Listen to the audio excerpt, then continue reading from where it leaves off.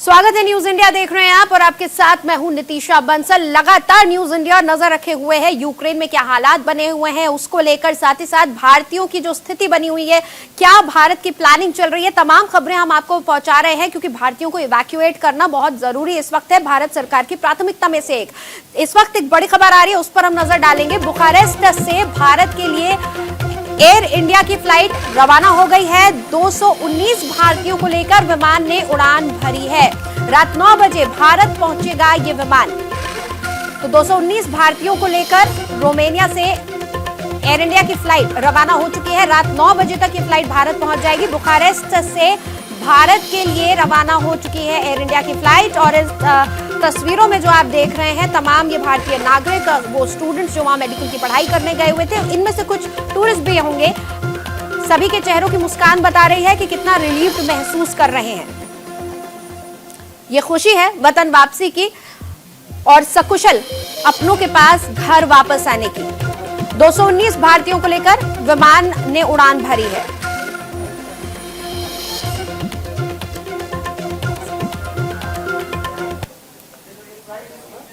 और इस वक्त मेरे साथ रक्षा विशेषज्ञ जुड़े हुए हैं, गोपाल सिंह जी, उनसे हम बातचीत कर लेते हैं।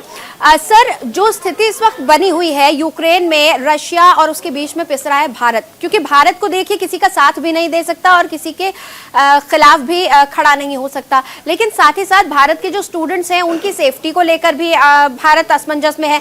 इधर चीन क्योंकि रशिया का साथ दे रहा है तो दिक्कत बनी हुई है, उधर पाकिस्तान कोशिश कर रहा है। हमने जो आज सुबह खबरें आई, देखा गया कि पाकिस्तान अपने नापाक मंसूबे एक बार फिर जाहिर करने की कोशिश कर रहा है।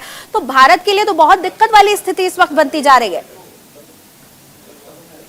देखिए, पाकिस्तान तो पहले ही कटोरा लेकर के घूमता था जी, और उसकी स्थिति ये है कि वो ना इधर का ना उधर का, कहीं का नहीं है जी।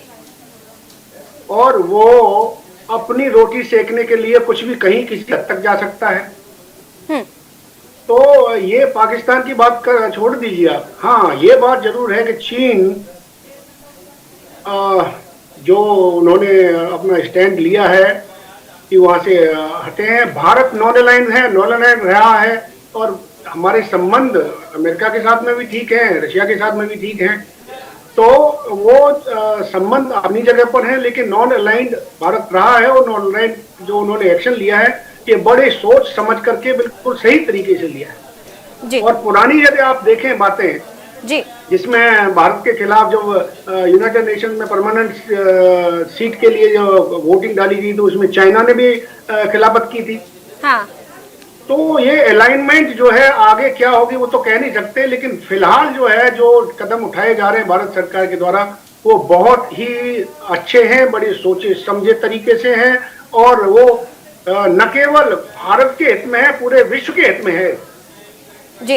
गोपाल सिंह जी, भारत तो सोच समझ के कदम आगे बढ़ा रहा है और जो भारत हमेशा से अपनी विदेश नीति जिस तरह की इस्तेमाल करता है उसी पर अभी भी अडिग है कि हम हिंसा का साथ कभी नहीं देते हैं और किसी पर हमला करना, इस चीज का तो कभी भारत सपोर्ट करता ही नहीं है। लेकिन यही एक सवाल एक और उठ रहा है सोचने समझने को लेकर कि आखिर जेलेंस्की क्या सोच समझकर काम कर रहे थे। यहाँ आज जो स्थिति बनी हुई है, कहीं ना कहीं ये नजर आ रहा है कि जो उनका अनुभव कम था, जो अनुभवहीन वो थे, उसी के चलते यूक्रेन पर इतना बड़ा संकट आया है, क्योंकि उन्हें पता था कि अभी वो नाटो के सदस्य नहीं बने हैं और नाटो के लिए भी 2024 तक का वक्त दिया गया था। ऐसे में अगर रशिया को वो ये कह देते कि हाँ हम अभी नाटो के सदस्य नहीं बन रहे हैं, तो क्या इस स्थिति को अवॉइड किया जा सकता था? देखिए, एक होता है दीवार के साथ में जो बना हुआ दरवाजा है उस दरवाजे से निकलना या घुसना, और जो यूक्रेन के राष्ट्रपति ने किया है कि दरवाजे के साथ में जो दीवार है दीवार में सिर मारना जी। और उस सिर मारने के बाद में अभी उनको कुछ नहीं सूझ रहा कि करूं तो करूं क्या। उन्होंने ये लगा कि मुझे अमेरिका भी साथ देगा, नाटो की सारी कंट्रीज भी साथ देंगे, सारे लड़ाई लड़ेंगे तो मुझे को कोई परेशानी नहीं है, ये लड़ेंगे मैं तो अपना सेफ रहूंगा। ये सारी बातें, क्योंकि वो सदस्य नहीं है नाटो का और नाटो में जाना था 2024 में, अरे 24 से पहले आपस में बैठ करके रशिया के साथ में बातचीत करते, समझते एक दूसरे को और क्या स्थिति बन सकती थी आगे उसके बारे में करते। लेकिन उन्होंने अपनी फूल हार्डीनेस, मैं तो यही कहूंगा कि अपने जो है सोच को समझ को सही तरीके से नहीं आंका, या फिर उनको ज्यादा खुदाया गया लोगों के द्वारा। आज कहीं भी देख लीजिए आप, छोटे गांव के अंदर एक आदमी जो ठीक ठाक काम करता है दूसरा खुदा देता है तो आपस में लड़ाई हो जाती है।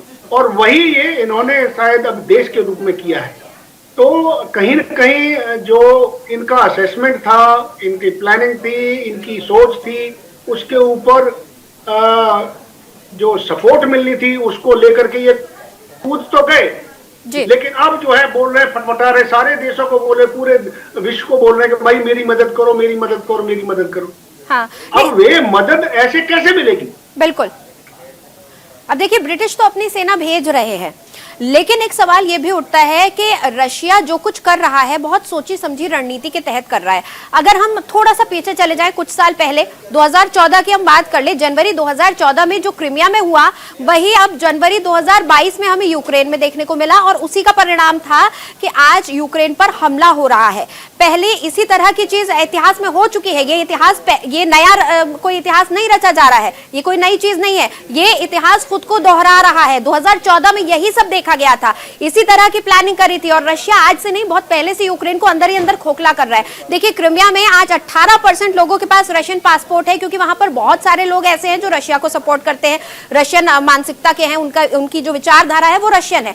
साथ ही साथ यूक्रेन में भी उसने यही देखा कि भाई यूक्रेन अगर नाटो की तरफ जाता है तो साफ तौर पर रशिया के मुहाने पर यूरेशिया में बैलिस्टिक मिसाइल्स आ जाएंगी, और रशिया ने ये हमेशा साफ कहा है, हम अपनी संप्रभुता के साथ कोई समझौता नहीं करेंगे। ऐसे में साफ तौर पर जो अमेरिका भी कर रहा था, जिस तरह की बातें अमेरिका के द्वारा, बाइडेन के द्वारा करी जा रही थी, जो उकसाने का, हम यही कहेंगे एक तरह से उकसाया गया था जेलेंस्की को, उनकी अनुभवहीनता का इस्तेमाल किया जा रहा था, और आज उसी का खामियाजा भुगत रहे। रूस कोई नई चीज नहीं कर रहा है, रूस ने पहले भी यही रणनीति अपनाई थी और आज भी रूस वही रणनीति अपना रहा है। नितिशा जी, मैं आपकी बात से बिल्कुल सहमत हूं। आप देखिए, विश्व के अंदर यदि आज तक सबसे बड़ा धोखा दिया है किसी भी राष्ट्र के साथ में, वो अमेरिका ने दिया है। चाहे आप वियतनाम में ले लीजिए, नॉर्थ साउथ कोरिया में ले लीजिए, चाहे आप अफगानिस्तान में ले लीजिए, कहीं भी ले लीजिए, जहां पर भी।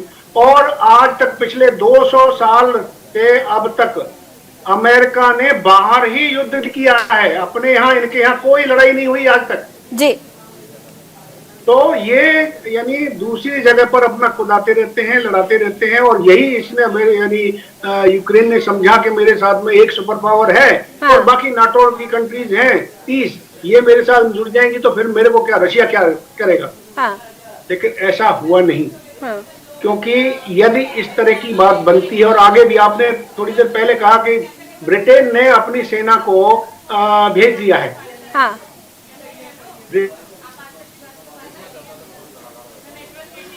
बिल्कुल, हम दोबारा गोपाल जी के पास जाएंगे। बहरहाल जो इस वक्त स्थिति बन रही है वो बहुत ही ज्यादा भयावह है। ब्रिटिश एक तरफ से पोलैंड की तरफ उसने अपनी सेना भेज दी है, डेनमार्क की तरफ सेना भेज दी है। अगर इस युद्ध में इंटरनेशनल फोर्सेस इन्वॉल्व हो जाती है, यूक्रेन और रशिया के अलावा और फोर्सेस इन्वॉल्व हो जाती हैं, तो तृतीय विश्व युद्ध का खतरा और भी ज्यादा बढ़ जाएगा, क्योंकि देखिए रशिया किसी भी कीमत पर पीछे हटने वाले नहीं है। और गोपाल जी हमारे साथ लगातार बने हुए हैं, गोपाल जी से एक बार फिर हम बातचीत करेंगे। गोपाल जी, जिस तरह से देखा जा रहा है कि ब्रिटिश जो है अपनी सेनाओं को भेज रहा है ब्रिटिश सेना अगर इंटरफेयर करती है तो तीसरे विश्व युद्ध की आहट क्या आप भी सुन पा रहे हैं?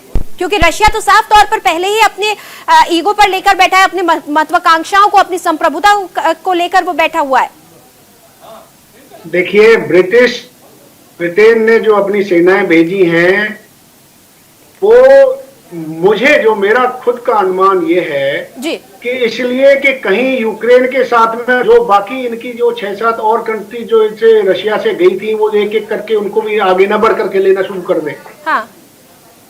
तो उन राज्यों में जो नाटो की ये कंट्रीज हैं, उसमें ब्रिटिश सेना भेजी है। क्या ये सेना यूक्रेन के राष्ट्रपति को मदद करेगी, यूक्रेन में जाकर के लड़ाई करेगी? तो यदि ऐसा ब्रिटेन सोच रहा है तो ये बहुत ही विश्व के लिए डिजास्टरस होगा। इससे फिर जो चिंगारी छोटी की जगह पर फिर विश्व युद्ध के तरह कगार की तरफ बढ़ना शायद हो जाएगा। जी, अच्छा तो मुझे नहीं लगता, सिर्फ यही मुझे समझ में आ रहा है कि सेना उन्होंने भेजी है जिससे कि पुतिन जो है समझे कि भाई ब्रिटेन भी आ गया, बाकी लोग भी अपनी सेनाएं शायद इंटरफेयर करने के लिए भेजेंगे, करेंगे। लेकिन सबको पता है कि यदि इस तरह की कोई बात होती है तो ये विश्व युद्ध होकर के ही रहेगा। लेकिन ये आज स्थिति नहीं है। बिल्कुल। अच्छा गोपाल जी, जब सोवियत संघ टूटा था, देखिए माफ कीजिएगा 1922 में सोवियत बनाया गया था, 91 में टूटा। उसके बाद में जो संधि हुई थी उसमें ये साफ तौर पर कहा गया था कि जर्मनी से आगे नाटो को नहीं बढ़ना है, इन देशों को जो है नाटो में शामिल होना है, बाकी के नहीं शामिल होंगे। ये सब जो संधि थी सबको ताक पर रखकर लगातार ये देखा गया कि नाटो खुद को एक्सपैंड कर रहा था, अमेरिका लगातार इंटरफेयर करता जा रहा था जो सोवियत की और कंट्रीज थी। खास तौर से हमने 97 से ये देखा कि एक एक करके तमाम छोटे जो राष्ट्र थे उनको नाटो में शामिल करने की कोशिश की जा रही थी, यूरोपियन यूनियन में शामिल करने की कोशिश की जा रही थी। क्या ये माने कि रूस के गले तक अब आ चुकी थी? रशिया लगातार, देखिए क्रिमिया वाला हमने मामला देखा, जॉर्जिया में इससे पहले रशिया हमला कर चुका है, जॉर्जिया में अभी भी बॉर्डर पर कई जगह पर रशियन फोर्स का कब्जा है। और इसी तरह से क्रिमिया को तो पहले ही रशिया क्रिमिया में 18% से ज्यादा लोगों को, तकरीबन 18% लोगों के पास रशियन पासपोर्ट है।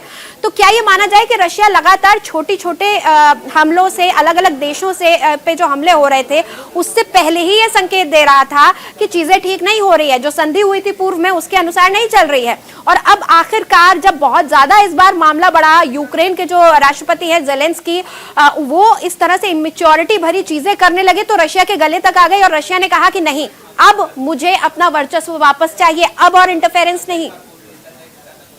आप बिल्कुल सही कह रहे हैं नितिशा जी। देखिए अमेरिका जो है, कहीं मैं पहले भी कहा कि हर वक्त जो है जहां कर भी उसने इंटरफेरेंस किया है वो सिर्फ अपने हित और अपने हित के लिए करता है। हाँ। सिर्फ अपने, यानी अफगानिस्तान में आया तभी अपने हित के लिए आया, जितना उन्होंने खर्चा किया उससे ज्यादा तो उन्होंने यहाँ से तेल लेकर के चले गए। अपने पास में जो रिजर्व है, इनके पास में है, हाँ। जो रिजर्व है उस रिजर्व को वो नहीं हाथ लगाते, बाहर से अपना सारा चीज लेते हैं।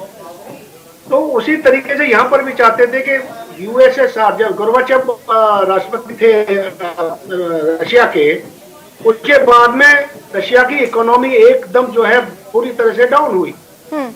उस स्थिति में रशिया जो है काफी देश उसमें से निकल के चले गए।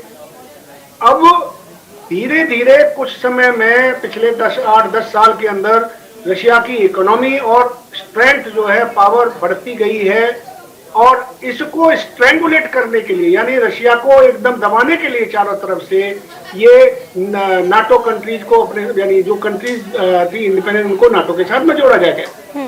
और अब एक ये देश बचा था, इसको भी उसके साथ में, यूक्रेन को भी उसमें जोड़ लीजिए, तो फिर क्या होता?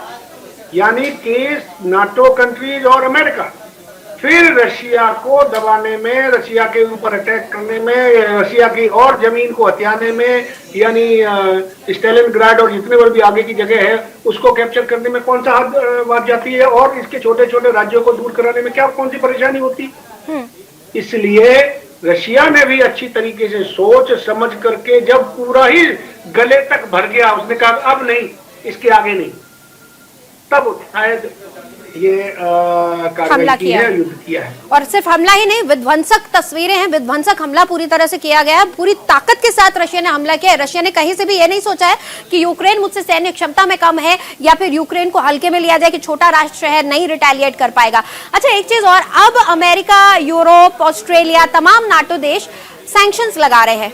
इन सैंक्शंस का क्या आपको लगता है कि कोई असर रशिया की सेहत पे पड़ेगा? सैंक्शंस तो जब क्रिमिया वाला मामला हुआ था, जब क्रिमिया को में रशिया ने इंटरफेयर किया था, उस वक्त भी सैंक्शन लगाए गए थे और रशिया एक बार फिर उठ के खड़ा हो गया। इस बार जो सैंक्शन लगाए जा रहे हैं, देखिए इसमें इस बार बैंक्स को भी इन्वॉल्व किया गया है, कुछ इंपोर्टर्स जो हैं उनको मना किया गया है, भाई रशिया का सामान इंपोर्ट नहीं करना है। तो आपको लग रहा है कि इस बार कुछ रशिया की सेहत पर असर पड़ेगा इन सैंक्शंस का, या फिर रशिया एक बार फिर उठ खड़ा होगा? क्योंकि रशिया के साथ चाइना है, तो अगर रशिया के लिए एक मार्केट बंद होता है तो चाइना का बहुत बड़ा मार्केट रशिया के लिए है। देखिए सैंक्शन से पहले जितने भर भी राष्ट्रों के ऊपर लगी हैं, सैंक्शन से कोई खास फर्क नहीं पड़ा। आप बैंक लीजिए, जो बैंक मान लीजिए अमेरिका के अंदर बैंक हैं और रशिया की बैंक हैं, तो 95% या 99% ट्रांजैक्शन या बैंक के अंदर कार्यकलाप होता है अमेरिका का, ना कि रशिया का। तो नुकसान किसको होगा? नुकसान उस देश को होगा जहां पर दूसरी बैंक है। ठीक है, तो इससे बैंक यानी बैंकों से या इन चीजों से यानी इतना फर्क पड़ने वाला है नहीं। दूसरा, अभी एक और थोड़ी देर पहले न्यूज में आया है कि पुतिन की रशियन प्रेसिडेंट की जो संपत्ति है वो यूरोप में उसको सील कर दिया गया है, उसको ले लिया गया है। उससे क्या फर्क पड़ेगा रशिया के राष्ट्रपति के ऊपर? राष्ट्रपति यदि थोड़ी बहुत संपत्ति है, यदि वो नहीं भी होगी तो उससे उसके ऊपर क्या फर्क पड़ेगा बताइए? कोई फर्क नहीं पड़ने वाला। लेकिन हाँ, यदि थोड़ा बहुत फर्क पड़ेगा ही। रशिया बहुत बड़ा सुदृढ़ देश है, वो फिर दोबारा उठ करके खड़ा होगा और आगे बढ़ने में पूरी सक्षमता रखता है। हाँ। अच्छा, हम इकोनॉमी की बात कर रहे हैं तो मैं समझना चाहूंगी कि इंडिया की इकोनॉमी भी बहुत ज्यादा जुड़ी हुई है रशिया के साथ, और साथ ही साथ यूक्रेन भी। हम भी बिजनेस करते हैं और छोटा मोटा नहीं, करोड़ों का कारोबार, हजारों करोड़ का कारोबार रशिया, यूक्रेन और भारत के बीच भी होता है। इन तमाम सैंक्शंस का और इस युद्ध का, मेनली इस युद्ध का खास तौर पर क्या असर इंडियन इकोनॉमी पर पड़ता हुआ आपको दिख रहा है कि आगे भारत, क्योंकि पहले ही काफी मुश्किलों के दौर से गुजर रहा है, तो क्या इन आर्थिक प्रतिबंधों और युद्ध की वजह से भारत की इकोनॉमी पर भी असर पड़ता हुआ दिख रहा है आपको? देखिए, यहाँ पे दो चीजें हैं जी। एक, पहला कि कोरोना के समय पर जो मार पड़ी, बिल्कुल, उस मार से भी भारत को कोई परेशानी नहीं आई और भारत ने 76 से 80 देशों को कोरोना की जो वैक्सीन बना करके दी। कुछ देशों को पहले फ्री, उसके बाद में उससे अपनी इकोनॉमी को बढ़ाया तो 22% तक इकोनॉमी पहुंच गई, जीडीपी ग्रोथ हुआ। फिर उसके बाद में 9.2-10% पे जा रही है। आगे आने वाले समय आप देखिए, जब लड़ाई होती है तो आप जितने भर भी गोला बारूद, जितने भर भी हथियार, जितने भर भी एयरक्राफ्ट, जो मान लीजिए विध्वंस होते हैं, इसका मतलब दोबारा आप उनको यानी बनाएंगे, उससे थोड़ा ज्यादा बनाएंगे। तो यानी ये इकोनॉमी में साइकिल आता रहता है और इससे तो और यानी ये देखा जाए तो ये दोबारा मैन्युफैक्चर करेंगे तो उस वक्त इकोनॉमी में डेवलपमेंट होगा। आप एक मकान टूटता है तो उसके लिए कितने लोगों के रोजगार मिलता है? सीमेंट लेकिन चाहिए, आम आदमी तो पिसता ही है ना। देखिए, आयरन ओर चाहिए। ये तो लॉन्ग टर्म की बात हो गई। आम आदमी तो पिसता है, आम आदमी तो जो है युद्ध में भी पिसता है, महामारी में भी पिसता है। ये देखिए, आपकी बात बिल्कुल, मैं 200% आपकी बात से सहमत हूँ। किस आम आदमी यदि पिसता है तो कौन पीसने वाला है? जिसको आपने नियुक्त किया है। यदि बुद्धिहीन है वो, यदि वो कार्यकलाप नहीं कर सकता, सही नहीं सोच सकता, तो आपने बनाया क्यों? तो मेरा तो मानना यह है कि यदि उस स्थिति में वो सही डिसीजन नहीं ले पा रहे हैं तो इसका मतलब नुकसान भरपाई तो हमें भरनी ही पड़ेगी। और वो आम जनता हमेशा पिसती है। राजधर्म और राष्ट्र धर्म, दो धर्म हैं। यदि हमारे संस्कृति में, हमारे भारतीय उसमें आप देखिएगा, कहीं भी किसी भी देश में एक राजधर्म है और एक राष्ट्र धर्म है। यहाँ पर आपके यूक्रेन के राष्ट्रपति जो है वो राजधर्म को निभाने में लगे हुए हैं, लेकिन राष्ट्र धर्म की तरफ उनका ध्यान नहीं है। राष्ट्र धर्म में आपका एक भी नागरिक वो सर्वोपरि होता है, लेकिन राजधर्म में जाहिर सी बात है गोपाल जी, जो खामियां हैं ज़ेलेंस्की की वो तो सामने आ ही रही है। हालांकि पूरी दुनिया भर से यूक्रेन के जज्बे को सलामी मिल रही है और हम सब भी यूक्रेन की सलामती के लिए, बेहतरी के लिए दुआ कर रहे हैं। लेकिन हाँ, ज़ेलेंस्की की जो कमियां हैं वो तो सामने उजागर हो ही गई है। इस सिचुएशन को अवॉइड किया जा सकता था। गोपाल जी हमारे साथ लगातार बने हुए हैं। एक बार मैं बता दूं कि यूक्रेन में जो फंसे हुए हैं भारतीय, उनको निकालने का काम किस तरह से चल रहा है। देखिए, इन तस्वीरों के जरिए, इस मैप के जरिए हम आपको बता रहे हैं, मुंबई और दिल्ली से फ्लाइट्स बुखारेस्ट और बुडापेस्ट जा रही है। बुडापेस्ट हंगरी और रोमानिया, इन दो जगहों पर फ्लाइट्स जा रही है और वहां से भारत वापस लाया जाएगा हमारे नागरिकों को। एक फ्लाइट अभी टेक ऑफ कर भी चुकी है, 219 उसमें हमारे पैसेंजर्स हैं जिनको लाया गया है। लगातार ये मुंबई से फ्लाइट जाएगी हंगरी, बुडापेस्ट, और दिल्ली से फ्लाइट जाएगी बुखारेस्ट जो कि रोमानिया में है। लगातार ये कहा जा रहा है कि आप तमाम जो हिंदुस्तानी नागरिक हैं यूक्रेन में, वो अपने पासपोर्ट अपने साथ रखें, और हेल्पलाइन नंबर्स भी जारी कर दिए गए हैं, और इन बॉर्डर्स पर सड़क के रास्ते से लाया जा रहा है और बॉर्डर से उन्हें फ्लाइट में बैठाकर वापस हिंदुस्तान लाया जा रहा है। हालांकि ये बहुत लंबी चलने वाली कवायद है, क्योंकि वक्त लगेगा, हजारों की तादाद में भारतीय वहां पर हैं, कुछ 100 की बात नहीं है, इसलिए वक्त जरूर लगेगा। और देखिए, हम आपको दिखाएं कि यूएन में जो प्रस्ताव आया था रूस की वीटो पर, उसमें क्या हुआ है उसकी अगर हम बात करें तो आप देखिए कि पक्ष में 11 वोट पड़े थे, विपक्ष में 1 और गैर हाजिर थे 3। तो ये जो 3 गैर हाजिर थे वो थे चीन, वो था भारत और साथ में यूएई। 11 जो पक्ष में थे वो, अच्छा, ये सीधी तस्वीरें इस वक्त हम आपको दिखा रहे हैं, ये तस्वीरें हैं उस विमान की जो भारतीय स्टूडेंट्स को, नागरिकों को लेकर वापस भारत आ रहा है। तमाम स्टूडेंट्स को बॉर्डर्स पर लाया गया है। ये खुशी, ये तालियों की गड़गड़ाहट बता रही है कि कितने खुश और कितने संतोषजनक इस वक्त वो महसूस कर रहे हैं। तो ये लगातार हम आपको बता रहे हैं फ्लाइट्स किस तरह से प्लान की गई हैं। दिल्ली और मुंबई से फ्लाइट्स जाएंगी हंगरी और रोमानिया के लिए, और ये तस्वीरें भी हम लगातार आपको दिखा रहे हैं, जो तस्वीरें यूक्रेन से हम तक पहुंच रही है। गोपाल सिंह जी लगातार हमारे साथ बने हुए हैं, उन्हीं से हम बातचीत करेंगे। गोपाल जी, भारत का जो रुख है, देखिए भारत कभी भी हिंसक प्रवृत्ति का नहीं रहा है। वासुदेव कुटुंबकम, हमारे लिए पूरी दुनिया घर है, हम सभी को अपना मानते हैं, शांति प्रिय देश है, और यही हमने इस बार भी अपना रुख इख्तियार रखा, जो भारत की विदेश नीति हमेशा से कहती है। इस रुख का रूस ने भी समर्थन किया, रूस ने भी तारीफ करी, भारत के रुख की रूस ने भी तारीफ करी, लेकिन जो कुछ इस बीच हो रहा है, इससे क्या आपको लगता है कि भारत चीन के जो संबंध है उस पर कुछ असर पड़ेगा? क्योंकि इस वक्त चीन रूस का बहुत सगा बन रहा है, चीन ने रूस को खुला समर्थन दिया है, तो क्या भारत और चीन के रिश्तों पर भी कोई और फर्क पड़ेगा? लगातार हम देखते हैं ड्रैगन आग उगलने से कभी बाज नहीं आता है। देखिए, इसके ऊपर मेरे खुद के विचार हैं जी कि चीन रशिया के साथ में सपोर्ट कर रहा है, क्योंकि उसको डर है कि तिब्बत 1952 से दलाई लामा साहब की सरकार हमारे यहाँ चल रही है, और वो तिब्बत कब हम खाली कराएंगे उसका समय आने वाला है।